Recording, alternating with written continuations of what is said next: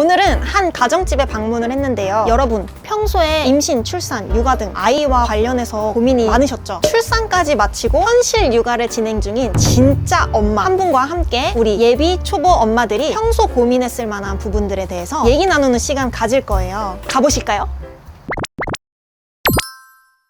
네, 만나서 반갑습니다. 간단하게 자기소개 한번 부탁드릴게요. 저는 아이를 키우고 있는 31살 이유경이라고 합니다. 아기가 몇 개월이나 되셨죠? 지금 14개월 남자아기. 아, 14개월. 어떤 일에 종사하고? 금융권의 회사 다니고 있고요. 올해로 7년 차 정도 됐습니다. 혹시 출산 때는 자연분만 하셨어요? 제왕절개 하셨어요? 저는 자연분만 하려고 요가까지 다녔는데 제왕절개 했어요. 무서워가지고 혹시 내가 몇 시간을 진통을 해야 될지 모르니까 나를 잡고 하신 거예요? 네, 저희 집이 이제 불교다 보니까 스님께 나를 물어보고 그럼 다시 또 이제 아기를 낳는다고 해도 똑같은 선택을 하실 거예요? 네, 근데 저는 진짜 완전 자연분만 파였어요. 제가 키가 또 워낙 크고 이러니까 순풍순풍 나을 것 같다고 하는데 저는 혹시 싶어가지고 혹시 언제 사용하셨고 얼마나 사용하셨는지? 원래는 제가 커리어에 욕심이 있어서 한 10개월 만사까지는 일을 하려고 했는데 한 4개월 정도 되니까 몸이 안 좋아져가지고 그때부터 쓰기 시작했고, 출산하고 나서는 3개월 뒤 정도까지만 몸조리를 하고 바로 이제 복직을 했어요. 여기는 뭐예요? 여기는 이제 저희 집의 주인분께서 사용하시는 범퍼 침대를 이제 펼쳐놓은 건데, 아기가 이제 떨어지면 안 되잖아요. 네. 아기 침대가 뭐 보신 적 있으시겠지만 생각보다 되게 작고 원목으로 된 게 많아서 당근으로 처리도 못해요. 그래서 우리는 처음부터 그냥 바닥에서 애를 재우자. 물론 매트가 있어서 푹신한데, 그래서 여기 저랑 아기가 자는 곳이에요. 그리고 아기들의 수면의 90% 이상은 움직이면서 수면을 하거든요. 그래서 뭐 마음대로 움직여라. 그래서 여기서 이제 아기가 자고 일어나면 바로 제가 여기서 베이비 브레자라고, 저희 이모님이죠. 1호 이모님인데 이걸 분유를 타서 이제 먹이고. 혹시 분유 타는 기계 네네. 어떻게 하는지 보여주실 수 있나요? 일단 그냥 콘센트를 꽂으시고 버튼 누르면 그냥 돼요. 끝이에요. 그래서 아기가 배고파한다 그럼 이렇게 갖다 놓고 재생 버튼 누르면 바로 타지거든요. 근데 아이가 자라면서 분유 섭취량이 늘거나 이러잖아요. 그럼 그때마다 여기 버튼 누르면 미리수를 정할 수가 있어요. 여기 문을 열면은 이제 분유를 넣을 수가 있죠. 그리고 세척은 따로 할 필요가 없고, 직접적으로 이제 아이 분유가 닿는 여기 깔때기 있잖아요. 이것만 교체해주면 돼요. 그래서 저도 이거 사용하시는 분한테 들었는데, 이 깔때기는 여분으로 하나 두 개 정도는 더 사는 게 좋겠다 라고 말씀하시고, 이 깔때기의 교체 시기도 얘가 알아서 불이 나요. 그러면은 교체해서 꽂아주면 돼요. 완전 꿀템이네요. 그러면 완전 진짜 육아는 장비빨이라는 말이 아무래도 요즘에는 좀 맞지 않나.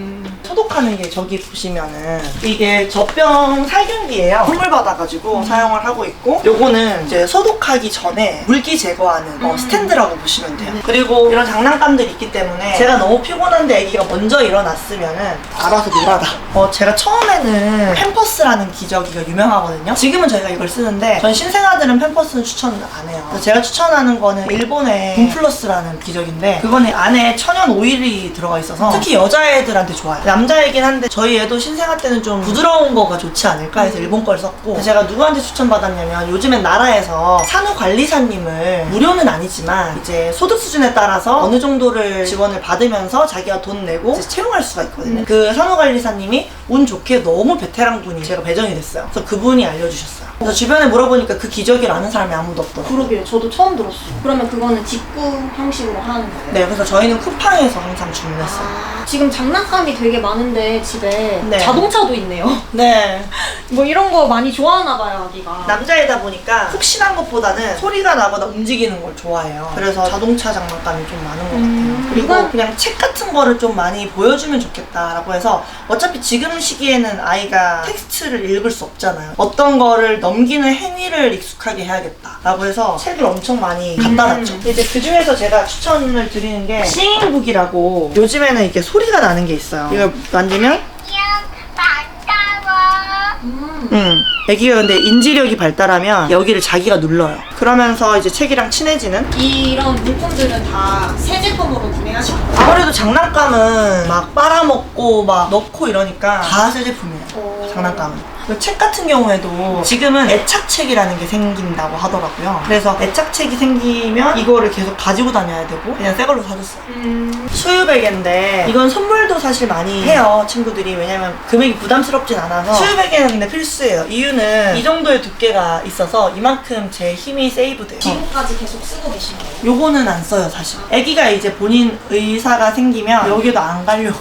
그래서 초창기에는 좀 필수템이 아닐까. 그리고 조리원에서는 이런 것들이 다 구비되어 있기 때문에 사실 필요가 없어요, 사실. 이거는 이제 강아지 고양이 키우시는 분들이 많이 하는 건데 그냥 가드예요. 그래서 아기들 신발장 밖으로 나가면 위험하니까 설치도 쉽고 뭐 금액도 저렴해서. 그다음에 이건 이제 스윙그네라고, 이것도 선물 받은 건데 하루에 꼭 한 번씩 정도는 아이가 타면 되게 좋아해요. 이게 밀어주면 되는 건데 지금 안 좋아하는데 어저께서 너무 좋아하거든요. 너무 어릴 때는 타면 안 되는 게 목을 못 가누니까 한 6개월 이후부터 해오시면 좋지 않을까. 그리고 뒤에 핑크색 보이시죠? 네.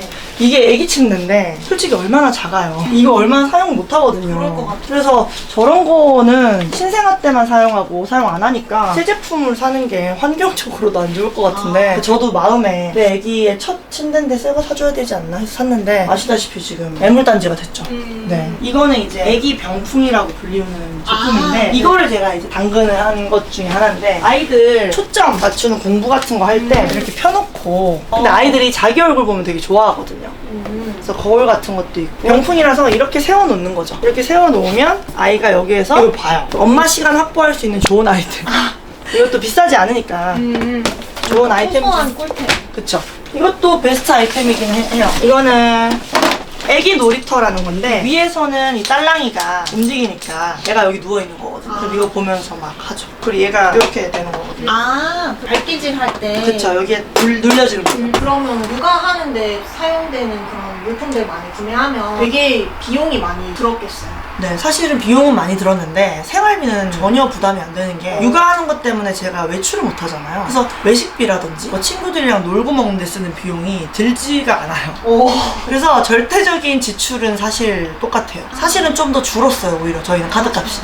신기하다. 원래 되게 애기 낳으면 돈 많이 쓸 것 같다고. 그렇게 하잖아요. 근데 저도 겁을 되게 많이 먹었어요. 근데 겁을 먹었는데 생각보다는. 그럼 나라에서 지원하는 6대6 뭐 육아 휴직 제도나 지금 그 지원금 받고 있는 것들 네네네. 있으세요? 일단은 지금 아이가 8살 때까지 10만 원씩 주는 게 있어요. 모든 사람. 그거는 이제 10만 원씩 따로 나오고 있고 그 다음에 출산을 하면 1년 동안은 100만 원을 줘요. 물론 저는 작년에 나와서 70만 원 받았고. 그래서 사실 이걸로 육아를 턱없이 부족하지 않냐라고 하는데 옛날엔 안 줬는데요. 그거에 비하면 좋지 않나. 그러면 술이나 지인분들과 노는 이런 것들을 좋아하셨나요? 네, 완전 좋아했죠. 그러다 보니까 더 심리적으로 많이 힘들었죠, 변화가. 그러면 그 혹시 지금도 이제 다시 술이나 이런 것들을 마시기 시작하셨나요? 사실 모유 수유를 끊게 된 이유가 술을 마시기 위해서. 사실 50일 정도 했으면은 괜찮지 않나라고 생각했는데 자동적으로 50일 정도 되니까 모유량이 줄었어요. 그래서 단유를 하게 되고 다행히 저는 단유 마사지를 받을 정도로 그 전몸살이 심하진 않아서 그러고 나서 이제 신나게 술을 먹을 수 있게 됐죠. 보통 아기가 몇 시쯤? 사실은 저희는 수면 교육을 안 시켰고 안 시킬 건데 그러다 보니까 마음대로 자고 마음대로 일어나서 7시에서 8시 30분에 마음대로 기상을 하는 편이에요. 아, 그러면 이 루틴 말고 또 다른 루틴이 또 좀 있으신가요? 네, 일단 아침에 일어나서 밥 먹이고 이제 장난감으로 좀 놀아주는데 남자아이들은 이걸로 지치지 않아요. 그래서 산책 같은 걸 나가거나 집을 돌아다닐 수 있게 그냥 풀어둬요. 그 다음에 한 12시나 1시 정도 되면 이제 재우는데 애기들 특징이 잘 때 무조건 울어요. 그러니까 이제 한동안 엄청나게 안아주고 있어야 돼요. 그래서 약간 저는 지금 50대가 아닌데 약간 50견이 온 것 같아요. 아니 근데 구독자님 몸매를 보니까 아기 낳은 몸매가 전혀 아니신 것 제가 같아요. 이게 손으로 가리고 있기 때문에 혹시 임신 때 체중이 얼마나 나갔는지 네. 그리고 어떻게 감량을 하셨는지 제가 키가 171이고 몸무게가 원래는 58이었어요. 나쁘진 않았는데 이제 만삭 때 기준으로 70kg여서 총 12kg가 근데 물어보니까 10에서 15kg 정도가 아주 지극히 정상적인 맞아요. 그래서 정상이었지만 출산을 하고 조리원에서 딱 쟀을 때 바로 61로 빠지더라고요. 그래서 나는 이제 타고난 사람이구나 했는데 모유 수유를 끊자마자 미친 듯이 다시 찌는 거예요. 그래서 65까지 쪄서 안 빠져요. 근데 지금 64, 65 왔다 갔다 해요. 진짜요? 전혀 그렇게 안 보여요. 감사합니다. 그 살을 빼는 팁은 사실은 없는 것 같고, 제가 다이어트를 막 엄청나게 해본 적이 없어요. 근데 보면은 막 30kg, 40kg씩 빼는 분들 있잖아요. 그런 분들한테 되게 많이 물어봤거든요. 운동밖에 답이 없더라고요. 운동하고 계세요? 안 하죠. 임신 중에 이런 거는 꼭 나한테 필요했다 아니면 추천하고 싶다 이런 아이템이나 뭐 사용 잘하셨던 거 있어요? 네, 일단 임신 중에 제가 제일 좋았다고 생각하는 건 튼살 크림이랑 오일이었는데 사실 이게 좋았던 건지 제가 살이 원래 튼튼했던 건지는 아무도 모르지만 저는 어쨌든 튼살이 하나도 없게 잘 출산을 했고, 그 유명한 튼살 크림들 많잖아요. 근데 그거를 좀 꾸준히 많이 발라줬는데 저는 워낙에 일체 로션을 사용하지 않아요. 그런데 그걸 많이 발라주니까 좋았던 것 같고, 원래 로션을 많이 쓰시는 분들은 그것보다도 훨씬 많이 바르셔야 되지 않을까. 혹시 튼살크림 어떤 거 사용하시는지? 이것도 다 추천받았는데 클라랑스 있어요. 빨간색 로고 브랜드 있는 네. 백화점이나 요즘 카카오 선물하기에서도 많더라고요. 산후조리원을 선택하는 기준은 본인이 의료 쪽에 관심이 있는지 아니면 정서적인 안정에 관심이 있는지로 분류될 수 있을 것 같아요. 저는 정서적인 안정보다는 의료 쪽에서 케어받고 싶어서 제 군만병원이랑 연결되어 있는 산후조리원에 갔어요. 거기 가면 통증이 오거나 그럴 때 바로 밑에 층에 가서 맞을 수 있어요. 진통제를. 그런 거는 진짜 좋네요. 근데 물론 2주 생활하는 동안 아픈 적이 없긴 했지만 혹시 몰랐으니까. 우리 원은 선생님들의 마인드도 의료진 마인드였었어요. 그리고 위생적으로도 병원이다 보니까 좋았죠. 생각보다 쉴 시간은 없다. 아 정말요? 네. 뭐 해요 그러면? 주로 루틴이 3일 정도 입원실에서 치료를 받다가 올라가요. 위층에 보통 있으니까요. 그래서 올라가면 그 이후로부터 이제 모유를 짜내기 시작해요. 근데 짜내고 싶지 않아도 너무 많이 나와서 여기가 다 젖어요. 그래서 흘러내릴 정도여서 그런 아이템들도 있어요. 그걸 흡수하는. 근데 그걸 짜내주지 않으면 이제 소위 말하는 전몸살이 오거든요. 그래서 일정한 거를 매일 짜내주 유축기로 짜고, 그 다음에는 전몸살을 방지하기 위해서 마사지실에 올라가서 가슴 마사지를 받는데 정말 세상에서 제일 아팠어요. 근데 이제 재밌는 풍경이 뭐 여성분들 다 보실 테니까 솔직히 말하면 젖이 사방팔방으로. 근데 이제 그런 이야기를 하더라고요. 그 모유를 한번 짜내는 게 칼로리 소모가 엄청나고, 사실은 원래는 피래요.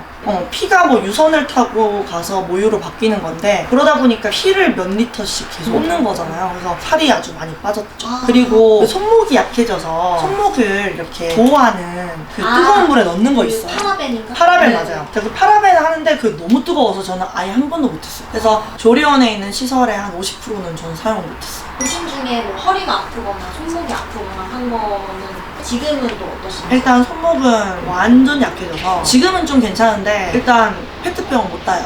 못 돌려요. 그 정도요? 네. 지금 좀 나아지고는 있는 상황이고, 허리는 지금도 좀 안 좋긴 해요. 관절같이 마모되는 신체적인 그런 거는 다 좀 영구적 손상이 있지 않나. 그럼 복대 같은 거는 사용 안 하셨어요? 복대 같은 건 했는데, 그 했던 이유가 제왕절개 한 거 플러스 이제 자궁이 되게 많이 확대되어 있잖아요. 그거를 줄이려고 빨리 수축시키려고 했죠. 임신 때는 사용을 안 하시고. 네, 임신 때는 안 했고, 그러니까 사실 허리 통증 때문에 했다기보다는 자궁 수축을 위해서 저는 이후에 많이 사용했어요. 출산 전과 후 이렇게 나눠봤을 때 가장 많이 변화된 뭐 생활 패턴이라든지 마음가짐이 좀 달라졌죠. 책임감도 달라지고, 예전에는 사실 내가 나를 속인 적도 많죠. 예를 들면 횡단보도 빨간불에도 가끔씩 건너거나 뭐 이런 귀여운 범법 행위들 했었는데, 지금은 이제 부끄럽지 않은 엄마가 돼야겠다는 마음 때문에 아이가 보지 않아도 뭔가 멋지게 살려고 노력을 하는. 낳고 나서도 가장 행복했던 순간 이런 게 있을까요? 사실 생각보다는 별로 저는 전후에 뭐 느낀 드라마틱한 건 없어요. 뭐 행복한 순간이라고 하면은 점점 저랑 소통이 되는 게 느껴져요. 이제 눈 맞춰지고, 어쨌든 불명확하지만 엄마라는 발음을 하고, 이런 걸 느끼면서 행복한 것 같고, 그냥 운전하다가 갑자기 막 눈물이 나요.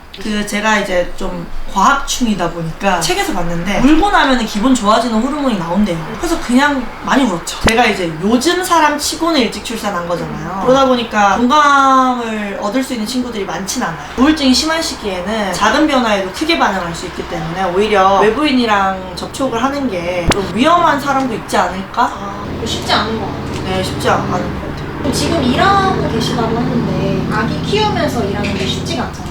네네. 혹시 시간 관리 같은 거는 어떤 식으로 하세요? 원래도 사실 분 단위로 제가 살았거든요. 그래서 시간 관리가 저한테는 어려운 일이 아니었지만 많은 분들한테 힘들 것 같아요. 근데 제 나름대로의 팁을 말씀드리면 일단 아이가 돌이 되기 전까지는 수면 시간이 절대적으로 부족하잖아요. 그러면 내가 하루에 몇 시간을 자야지 괜찮은 사람인지를 체크를 해야 돼. 임신을 하게 되면은 수면 시간이 늘어나기 때문에 체크 못 하거든요. 그래서 이거는 임신 전에도 체크하실 수 있으면 좋죠. 하루 중에 자야 되는 시간이 있죠. 그 시간은 무조건 지켜요. 근데 아기가 울면 어쩔 수 없잖아요 라고 하면 쪽잠을 자는 거죠. 나폴레 형식 수면법이라고 하더라고요. 꿀팁이네요, 완전. 이제 정말 마지막 질문입니다. 지금은 또 처음이라서 조금 우왕좌왕하겠지만 그래도 선배로서 예비 초보맘들에게 하고 싶은 조언이나 팁 같은 거 또는 위로 이런 것도 괜찮아요. 왜 나만 혼자 이렇게 아기를 키우지? 라는 생각이 들 때면 생각보다 그런 사람이 많으니 그냥 같이 위로를 받았으면 좋겠고 나의 고통이나 우울한 것들을 말하기를 꺼려하잖아요. 생각보다 육아 관련된 거 힘든 걸 이야기를 하면 사람들이 굉장히 관대해요. 그래서 힘든 게 생기면 쌓아두지 말고 좀 바로바로 해소할 수 있는 창구를 만들어 놓으시면 그게 남편이든 엄마 아빠든 친구든 도움이 될 것 같고 그래서 아이가 그냥 10손가락 10발가락 가지고 태어난 것 자체가 사실은 천운이거든요. 요즘에 아픈 아이들 많잖아요. 그래서 그 아이가 빨리 걷지 않는다고 수면 교육이 빨리 안 된다고 뭐 글자를 빨리 모른다고 급급해할 필요는 없을 것 같아요. 그냥 관심을 가지고 아이 행동을 관찰하되 간섭하지 않는 게 가장 중요한 것 같아요. 지금 하면 되나요? 오늘 제가 경험 바탕으로 말씀드렸던 게 요만큼이라도 도움이 됐으면 좋겠고요. 나름대로 진심을 담아서 방송에 임했으니까 정말 좋은 방송인 것 같아요. 그래서 구독과 좋아요를 눌러주시면 아마 좀 더 육아하시는 데 많이 도움이 되지 않을까 싶습니다. 화이팅!